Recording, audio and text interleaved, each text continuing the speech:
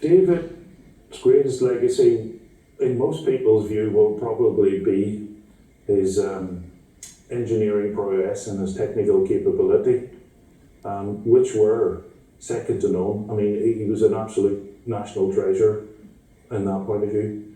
But in my view, his greatest legacy was as a human being. He was very fair, and he was a great friend, a family man, but he also knew how to intersperse humour into making work enjoyable and inspiring people to achieve things that they wouldn't normally be able to achieve.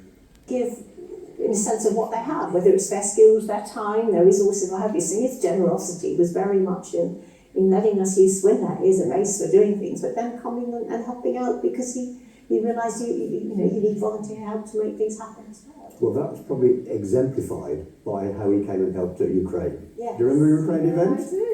Oh, that was absolutely lovely. I think, so that was 3 years ago when the first Ukrainian families were just arriving locally, and so we knew this was happening. We wanted to do something to help them feel welcome, and also to make sure they started to meet each other.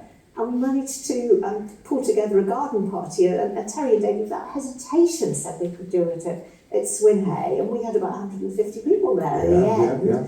For a lovely afternoon tea. But it wasn't just Ukraine, it was all their host families, wasn't it? Yeah. That's right. And David and Terry, bless, were there setting up the day before. They were there serving and washing up and then clearing up the next day.